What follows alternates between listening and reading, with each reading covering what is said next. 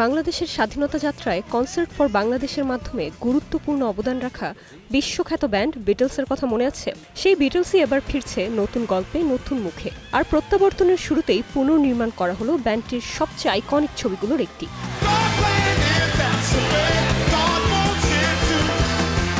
এক মুহূর্তের জন্য মনে হতে পারে সময়টা বুঝে আবার 1969।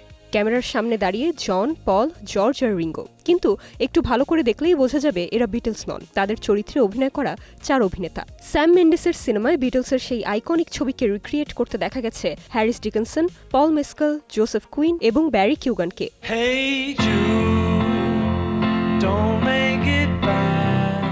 আর ছবি ফাঁস হতেই নস্টালজিয়ায় ভাসছেন বিটলস ভক্তরা। এক মুহূর্তের জন্য ফিরে গেছেন সেই সোনালী সময়। আর আসল ছবির পেছনের গল্পটাও কিন্তু কম সিনেম্যাটিক নয়।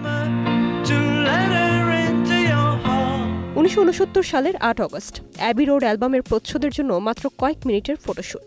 ফটোগ্রাফার ইয়ান ম্যাকমিলান রাস্তার মাঝখানে মইয়ের উপর দাঁড়িয়ে মাত্র 6টি ছবি তোলেন। সেখান থেকেই বেছে নেওয়া হয় সেই বিখ্যাত ছবিটি। মজার বিষয়, অ্যালবামটির নাম শুরুতে অ্যাবি রোড হওয়ার কথাই ছিল না, ভাবা হয়েছিল এভারেস্ট। এমনকি নেপালে গিয়ে ছবি তোলার পরিকল্পনাও ছিল। তবে শেষ পর্যন্ত পরিকল্পনা বদলে যায় আর লন্ডনের সেই রাস্তার নামে ইতিহাসে জায়গা করে নেয় অ্যালবামটি।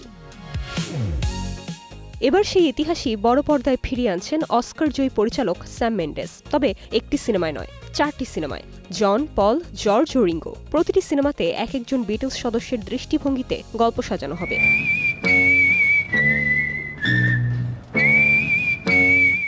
আর সবচেয়ে বড় চমক, 4 সিনেমাই একসঙ্গে মুক্তি পাবে 2028 সালের এপ্রিলে। অর্থাৎ বিটলসের সেই উত্থান, সাফল্য, সম্পর্ক আর ভাঙনের গল্প এবার বলা হবে 4 সদস্যের 4টি আলাদা দৃষ্টিকোণ থেকে।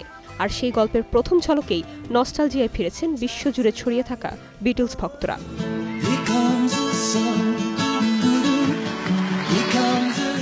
Nirjona Nusrat, star entertainment.